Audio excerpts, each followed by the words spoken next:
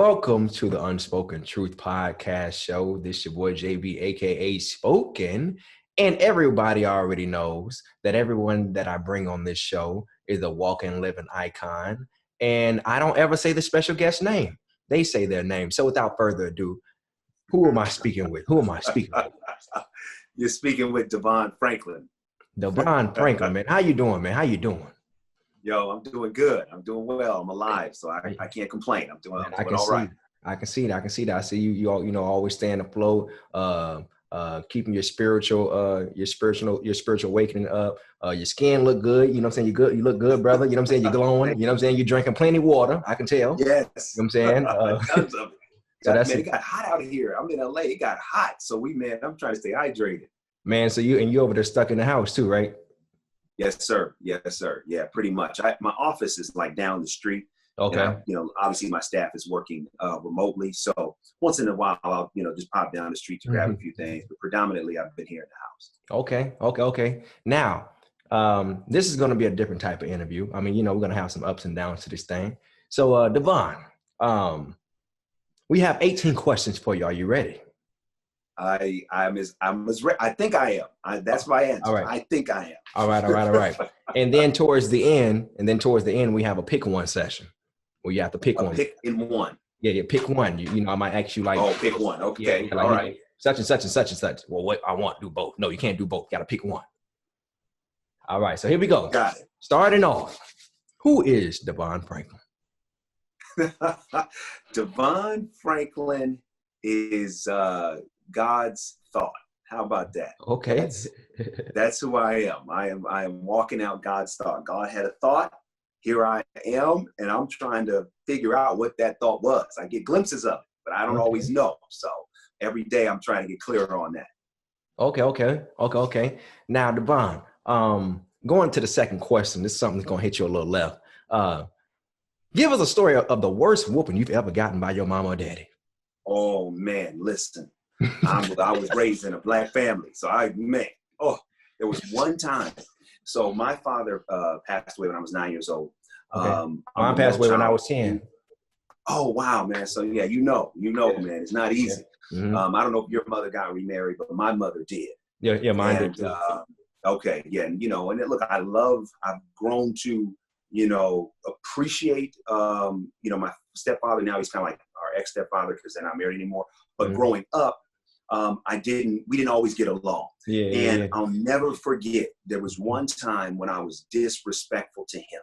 Yeah. And my mother went and got the vacuum cord. She got the vacuum, okay? The vacuum cord and the extension cord. Dude, I'm telling you, that was probably the last time I got whooped. It was that's so crazy. Everyone always say their worst whooping is their last whooping. That's crazy. A vacuum cord and an extension cord? Man, it was bad. It was really bad. The other one I'll say, which I was much younger. I was talking back to my mother. Okay. And she took her shoe and hit me, man, so bad. And I had a knot on my head. She dropped this off over my grandparents' house because they were watching this for the evening while she went out. And I was so embarrassed. My grandfather said, "Hey, what happened?" And I told him some lie about what happened. And then when my mother came home, she came to get us. She was like, "That's not true. He was talking back." So I went upside his head. Oh, Lord. Oh, man, you win some, you lose some, but you learn every day. Boy, I learned, man. I tell you, man, that's this generation today. They getting off easy. Oh, man, speaking of the generation, it's kind of crazy how you said that because nowadays, of course, it's not nowadays. It's been like this for a while. We have social media, right? And a lot of people's faith are tested through social media, just like it was tested outside of social media when it wasn't here. So do you feel like, is social media bringing us closer or farther away from God? I think it's doing both at the same time. There's no doubt that with social media, you're able to connect with more people who are sharing inspiration, sharing spirituality, sharing messages that do ultimately get you closer to God. I mean, you use social media, I use social media, and it certainly has an impact for the things that we do. But the challenge is that a lot of times we're basing our worth, we're basing our feelings, our thoughts on what's posted on someone else's pages. And a lot of times, and I don't mean to get too deep, but what happens is that if we don't control our thoughts and our emotions and our feelings, and we don't control and have perspective on our day, then we're going to allow whatever happens to our day to take us wherever it wants to happen. So here's what happens. We get on a phone and we have no idea what's going to come up next in the feed. Right. So we're just scrolling. So it's almost like we're just allowing ourselves to be open to whatever emotion, whatever may come. And we could be feeling great. And then we see somebody post something. We get mad at God because like, well, God, why are you doing that for them and not me? So at the same time that it's helpful, it can also be a detriment if we don't manage it and it manages us. Most definitely. And speaking of managing, a lot of us, we have to manage our just our sanity and the way we deal with demons and stuff like that. So of course you hear it all the time, especially growing up in the church, where they'll say, "Oh, you a devil. Oh, don't go over there. That's the devil over there." Right. So let me ask you, what is a devil? And because people have devilish ways, and they'll say that person act like this. But what is specific? What is the devil like? Because we can call the devil anything, anybody. Right. Well, I mean, I think if you look at it spiritually, you look at the devil going back to scripture. And again, I don't want to get super theological, but, Lucifer in scriptures, we are able to believe that Lucifer, who we refer to as Satan or the devil, was an angel who was cast down to earth along with a third of the angels because he rebelled against God. So fundamentally, when you are talking about the devil, you are talking about the supreme force of evil that each one of us confronts on a day-to-day basis.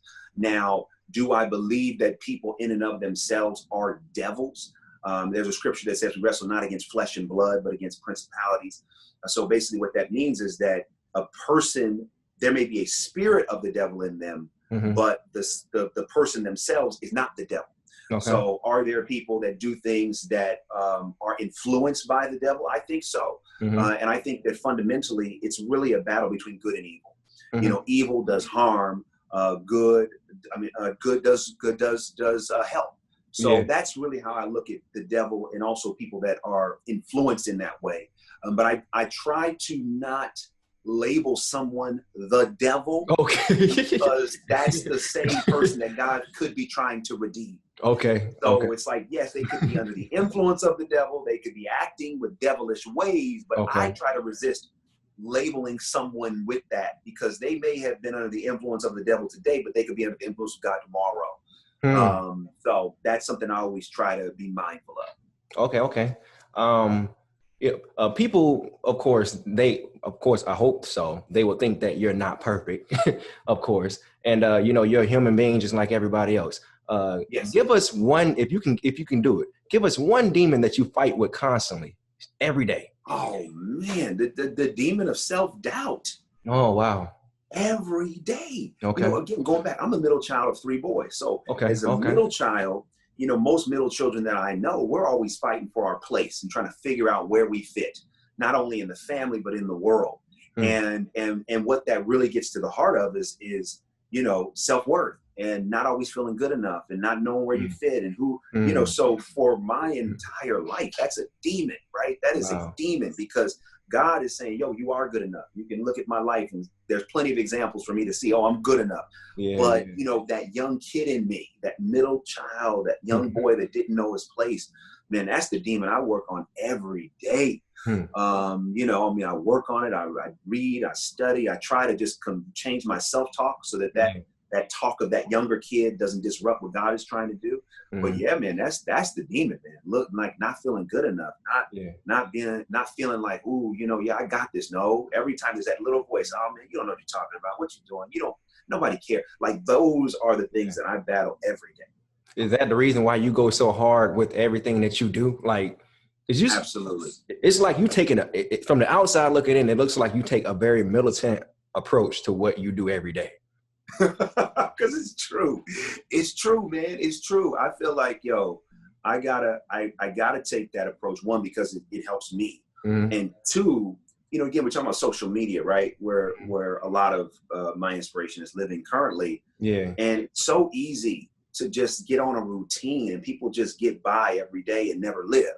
Yeah. So my feeling is like, yo, 2 people could watch a video, 200,000 people watch a video. At the end of the day, I've got to lean in, and I've got to be truthful, and I got to be bold and dynamic and militant, as you say, because I actually believe that these things work. Because being someone who's a middle child and being someone who's fought with their word, everything that I'm teaching is things that actually are things that work.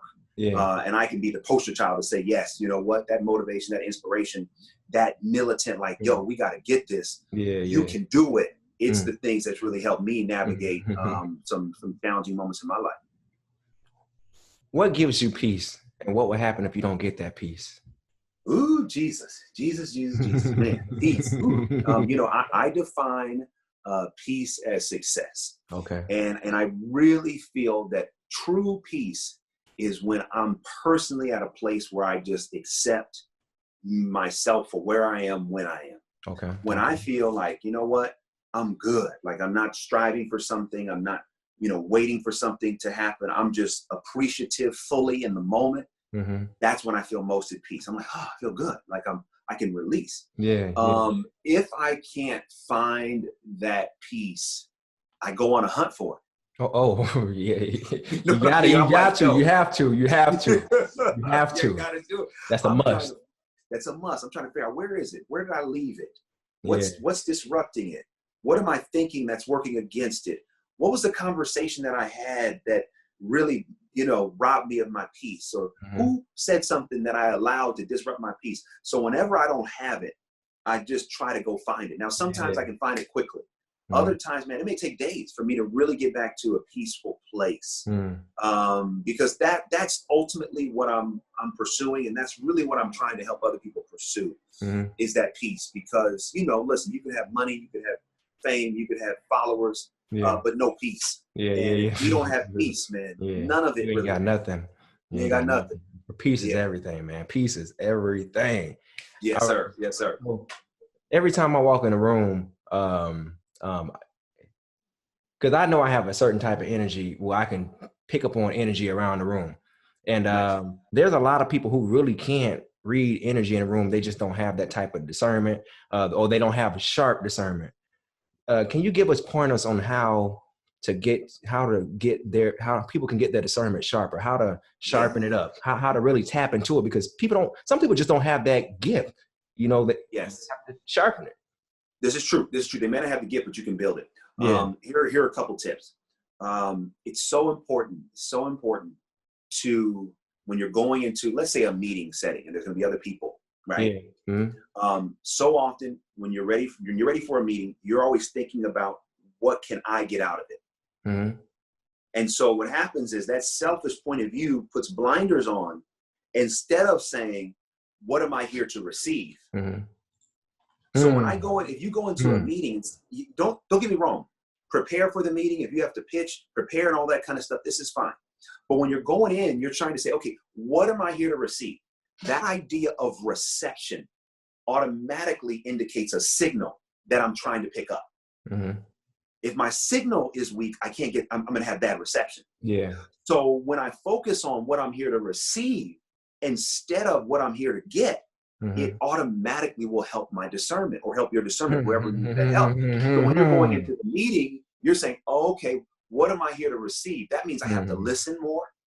I have to really lean in and be more thoughtful. I have to answer the questions from that standpoint, versus saying, hey, I'm in this meeting. This is what I'm here to do. This is what I'm going to get. And you could be so tone deaf that you could miss things that are there for you. So it's really important to think, what am I here to receive? And this alone has helped me tremendously. I mean, there's a lot of meetings that I sit in, and I'm not always quick to speak. If it's not a meeting where I'm pitching, I'm there to listen. I'm there to hear. And I'm on the board of governors for the Academy of Motion Pictures, Arts and Sciences. And, that's the organization that oversees the Oscars and so many other things.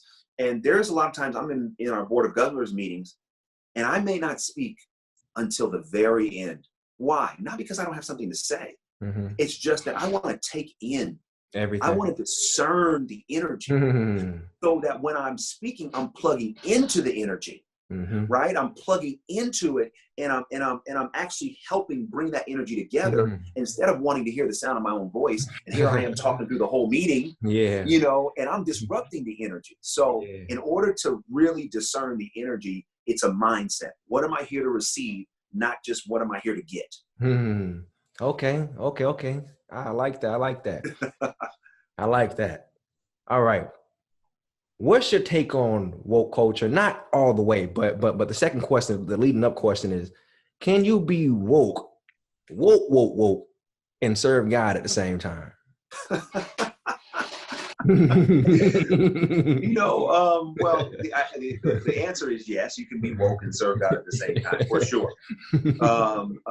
My perception on woke culture, I think it's, there's a lot of benefits to it, right? Mm-hmm. This idea of being fully awake and not in a dream state is good, because it's one thing to have a dream, but it's another thing to be so awake that you are aware of the realities in life. And you are motivated and activated by those realities. That's good. That's really good. I think the only area of woke culture that gets sometimes detrimental is when that wokeness leads to some individual feeling like they have the ability to cancel someone. You know, that's the only area of woke culture that I think we all should look at, because we've all done things that we can be canceled for. All of us have done things that if it was up to God, we if God wasn't if he wasn't merciful, if God didn't bestow his grace upon us, we'd be canceled by now for the things that we've done. For real. because of his mercy and grace, he gives us a chance to get it right. For real, right? That doesn't mean that we shouldn't hold people accountable who are doing things in the culture that need to be held accountable. But again, it's that same idea of calling someone a devil out, instead of saying that person is acting like or that person is being influenced by. There's a difference. You know, so it's like, you know what? Those actions deserve to be canceled. But we still have to leave room, even in a woke culture, for redemption. That those actions are canceled, right? But we still got to give that person room to get redeemed, because we all need redemption, right? We all do. That's true. So that's what I would say about woke culture. Man, come again, man. Man, if I'm talking, man. I'm a poet. We always be like, come on, poet. I love it. Come on, prophet. Come on, prophet. Let's go. All right. So, DeVon, do you feel like you made it? And what would make you, and if you did or didn't, why not? You know, what will, what won't? That's a good question. So here's how I will answer that question. Oh, okay. So, you know, I am completely addicted to faith. Okay. Completely. I'm just addicted to faith. Like I can't do without it. So this idea is, you know, faith is the faith is the substance of things that we hope for, the evidence of things not seen. Yeah. Okay. So when I'm not in faith, then my answer to your question is no, I have not made it. Okay. You know, when I think about what it is, what making it looks like, I feel like I'm on the path to making it, but I don't feel like I've made it yet. Okay. I don't feel that, my voice is at a place yet in the culture where I aspire for it to be. I don't yet feel that, you know, I have certain things relative to my purpose that have manifested yet. So when I'm not thinking through the lens of faith, my answer is I have not made it yet. Okay. When I look through the lens of faith, and this is the key for anyone, you know, trying to advance in their purpose, I believe. When I look through the lens of faith, I have to then say, well, no, I have made it. Yeah. Why? Because faith is the substance of what I'm hoping for, and it's the evidence of what I don't see. So I have to take what I don't see in the natural and use that as evidence to fuel my faith of what I do see in the spirit. Yeah. So, you know, when I'm in faith and I really allow that faith to take hold of my spirit, my answer is yes, I have made it. I see it. I know who I am. I know what I'm called to do. I understand my impact. And I'm just waiting for life to catch up with what I already know about myself. So that, in going back to the question you asked earlier about, you know, what I struggle with, it's like I struggle with when that voice says I'm not good enough. It takes me out of faith. Yeah. Yeah. It keeps me in this, I don't have enough this and that and all these crazies. But when I stay in faith, I'm like, oh yeah, I've already made it. I've made it because I can see it and I feel it and I know what that looks like. Yeah. And then all I got to do is it's just like a movie. Yeah. When you've seen a movie before, you know what's getting ready to happen. Why? You've seen the trailer and you've already seen that film. So this part's it's about to get good. So when I'm in faith, I can look at my life and instead of being discouraged, I get encouraged because I'm like, oh, this is about to get good. Yeah. That vision. I know I made it. So that means everything in my life is about to change and align with that vision. So my goal every day is to stay on that side of the tracks, the faith side, and resist the temptation to live on the other side. Hey, let's talk about it. Let's talk about it. All right. So DeVon, I'm pretty sure you hear all the time, oh man, y'all living in LA, the devil hang over there, you up in that industry, see, you over there shaking hands with the devil. So is the industry a suitable place for a child of God? Well, I'm a child of God and I'm in the industry. So I would say yes, but I would put it in asterisk. So yes, it can be a suitable place for a child of God. Okay. If that child of God is clear of their intent, why they want to be in entertainment. Now, I don't have to tell you, entertainment is, it's powerful. Yeah. It's seductive. It comes with incredible benefits, but also massive challenges. Yep. And if you are a child of God and you're trying to navigate entertainment, you've got to be clear on your intention. You've got to be clear why you were there. Because if you're not, it's the type of business that can completely, it can tear you up. It can tear you up and turn you around, spit you out.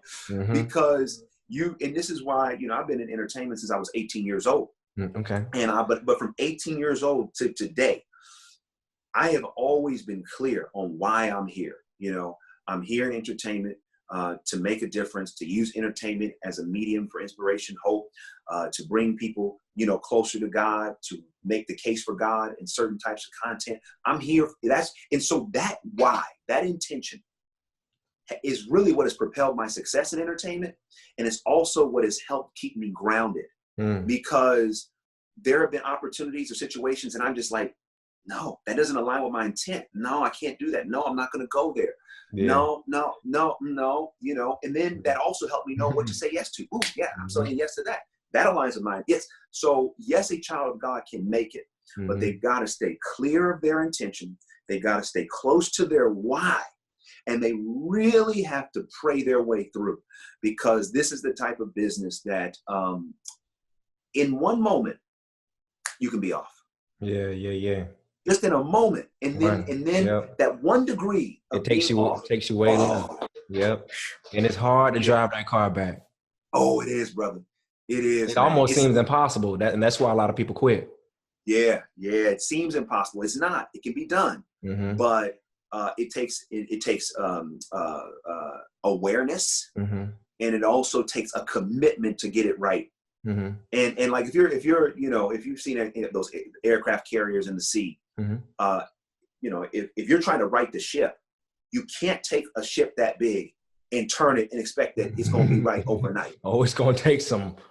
It's going to take some time. So this is where someone has to give themselves grace, right? Yeah. So if someone's gone off the wrong path, it's not just like, oh, I repent and I got to change. Like, no, just let the same way you went that way, intentionally let him guide you back where you need to be, in a pace, in a way that you can sustain it. Yeah. Because sometimes when we go wrong, we make that hard left so quick that, but it's not sustainable. Yeah. Because it's not really rooted in anything. It was just it was really a reaction, right? It was a reaction. It was an impulse. So the same way we impulse that way, we impulse that way. And I think in order to really get our walk back right, we just have to give ourselves grace and patience to get it back the way it needs to be, so that when it's there, it can be sustained, versus a journey that keeps going like this. Talk to him. All right. I got to ask you about this coronavirus stuff now. Yeah, cool. One of the first things I thought, and which is a lot of people thought, because before I tweet anything and before I actually post anything online, especially when I feel the world moving a lot, I like to sit still, and I kind of I'll pray on it, I'll think on it, meditate over, talk to God, talk to myself, and then I'll come up with whatever I feel like I'm being fed.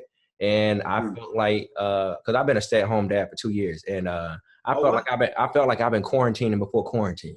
You know what I'm saying? So I'm actually this is actually a walk in the park for me. So nice. And I actually feel that God, of course, is making the world sit down, and a reset button has been hit and it has been set. So what's going through your mind? What were you fed? Yeah, no, I love what you just said, and that's part of one of the things I've been fed, which is a reset. I don't, and I tell people this all the time, like I don't profess to know why God has allowed this fully. All I can do is do my best to glean some insights on what we're supposed to do with it, but I don't necessarily fully understand why He allowed it to happen, and may not get that understanding until we're, in heaven and can ask the question. So what I glean from it is a reset.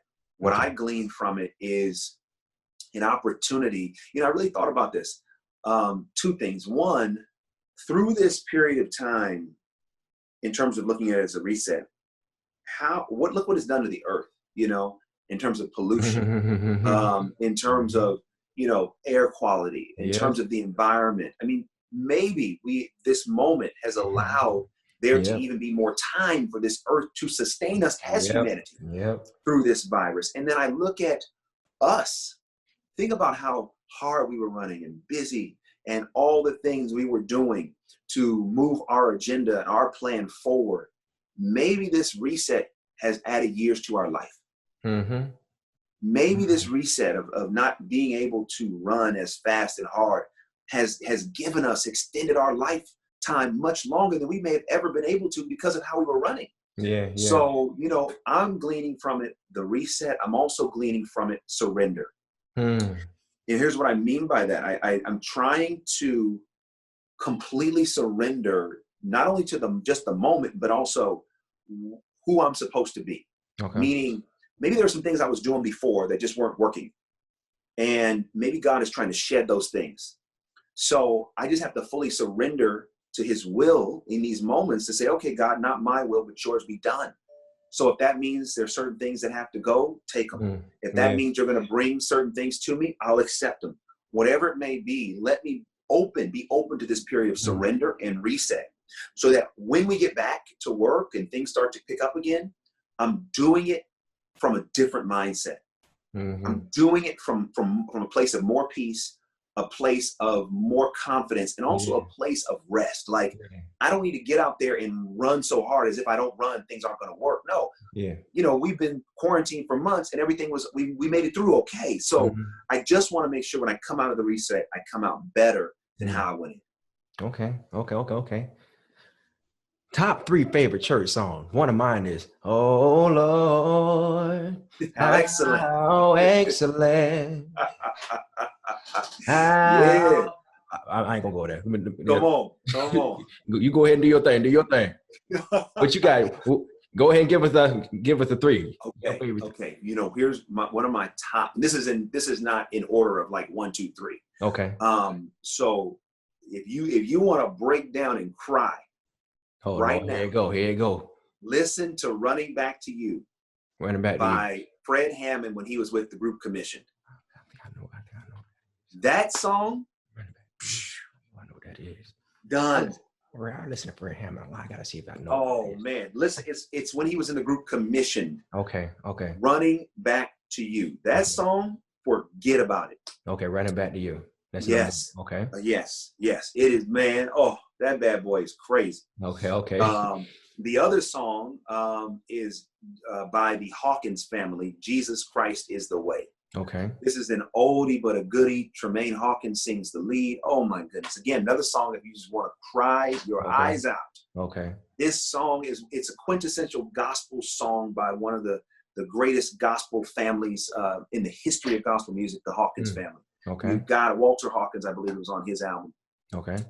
The other one I would say, if I had to pick one, you know, I mean, I'm a huge Kirk Franklin fan. I'm producing his life story, his biopic. We're making that as a movie. Okay. And, you know, the song, I mean, thank you. I love so many songs of his, but, you know, I got to give Stomp. You know, Stomp is just that quintessential, you know, gospel jam. You know what I'm saying? It's like, it changed, it changed the game. It changed the game. It changed the game. And, you know, it's interesting because you can point back to that moment and what it did. And we haven't quite had another Stomp moment yet. So I'm curious to see what ends up happening. I remember being a child and, you know, I would hear trucks pass by and, you know, the older church members at the time, you hear that bass hitting in the truck. Doom, doom, doom, doom, doom. Like, what is that? Man, he's talking about Jesus, Grandma. I'm trying to right. Grandma, that's Kirk Franklin. That's Kirk Franklin. All right. Here we go. Name 2 good people, good folks in the industry.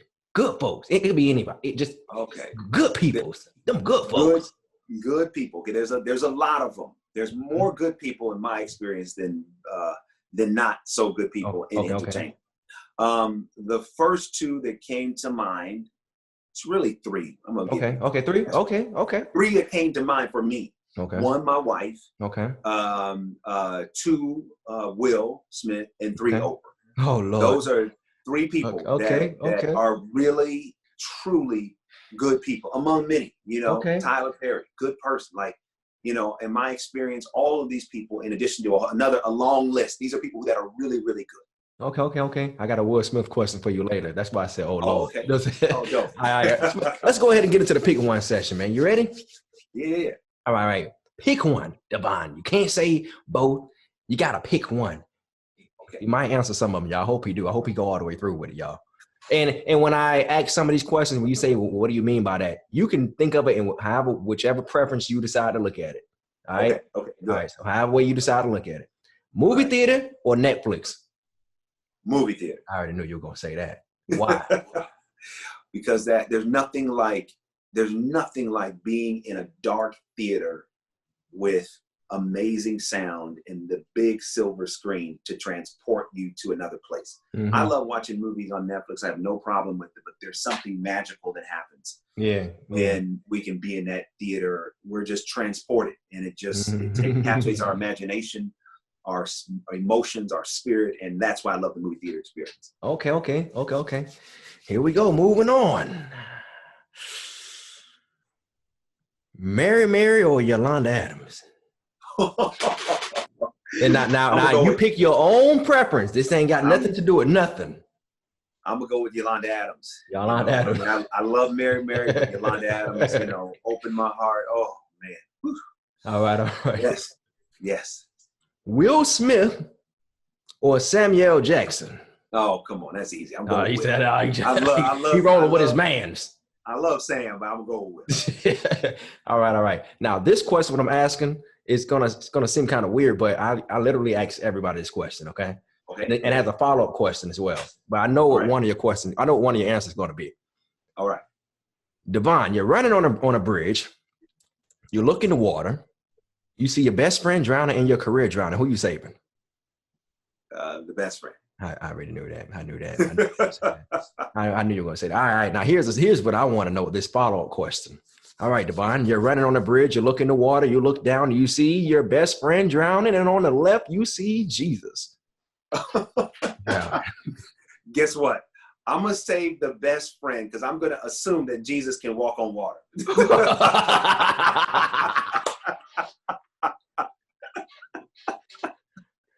Good answer. All right, y'all. Let's hope and pray that he answer this question. Everybody answer this last question, but let's hope and pray he answer this one, y'all. Okay, all right, y'all. Last question of the night. Oh, let's see if we answer this.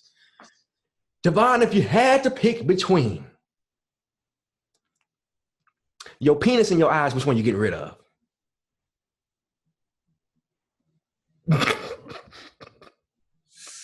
Dang, that's a one, man. That's a hard question. On you. It's on you. I ain't mean to do it to you, but I had to. You know. That's a tough question. You know, I mean, how you gonna write your books now? How you gonna write your books? And well, you can do audio. I would probably keep my eyes. I gotta be honest. You keeping his eyes? I'm keeping my eyes. You keeping his eyes? All right, y'all. Y'all heard it, man. Y'all heard it. And we got him to answer the question. He answered it, y'all. He answered it. Let's go. All right, man. It was really good having you on the show. Seriously, man. I really thank you. I appreciate you. You do amazing work. We know it's not easy work, but you make it look easy. You lead by great example. It's just so many good words that I can't even sum into one. But here are your flowers while you're here. You know what I'm saying? Here are your flowers. Thank you. Give us all your information. Yeah. Man, listen, I'm on Instagram and Facebook and Twitter at DeVon Franklin. Also, my website, DeVonFranklin.com. I have a mentor mail list. People, get weekly inspiration and blasts that I send out. So, we just out here trying to do our part. Yes, sir. Yes, sir. Yes, sir. Yeah. Well, there you have it. Thank you again for coming on the show. We appreciate you. Thanks for having me. And appreciate you. Oh, yeah. And much love to you and your family. And take care, man. Love you, man. Thank you. You too, man. Love you back.